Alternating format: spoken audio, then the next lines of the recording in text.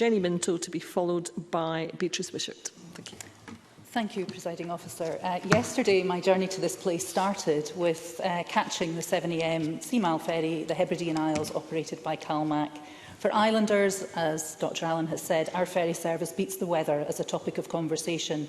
My inbox since elected attests to this, as do conversations I have had on Mull, Iona, Tiree, Coll, Colonsay, Isla, Gia, Jura, Dunoon and Campbelltown. Firstly, I would like to put on record how helpful and accommodating the staff at the ports and on the ferry are, whether employed by Seamile or CalMac. If I may, Presiding Officer, last year my husband was trampled by cattle and was helicoptered off Isla to hospital the following day.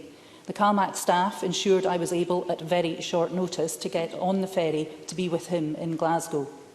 There are many examples of CalMac staff going above and beyond to help islanders and visitors alike. But I know through emails from my constituents and many conversations that this is not always the case, as has been highlighted earlier. CalMac cannot guarantee space for islanders to get mainland hospital appointments or visit sick relatives. This can also happen with getting vital services onto the islands too. I know that there can be two sides to every story. However, I believe that mechanisms should be put into place to prioritise islanders' access to their lifeline service. My constituents regularly offer suggestions through their ferry groups as to how services might be improved and take part in consultations for new vessels. The introduction of the Community Board in CalMac was a positive step and has had some successes. The Transport Minister met recently with the Community Board and I believe sees them as a key driver to change. But there has to be a willingness from the organisation to change and at a reasonable speed.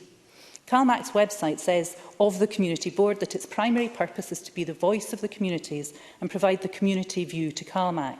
However, I would suggest that a biannual report to the CalMac Board, as per the terms of the Community Board, does not provide the community with a very loud or regular voice. Here's an example. In 2018, I learnt from Isla High School that the school minibus is charged more than a camper van to get on and off the island. I asked this to be raised at the Community Board and see if something was done. It was.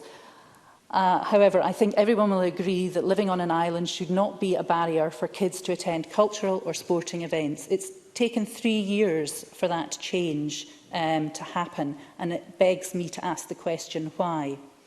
Dr Allan's motion calls for the reservation of a place on the boards of Seamile and CalMac for islanders who are served by the CalMac services.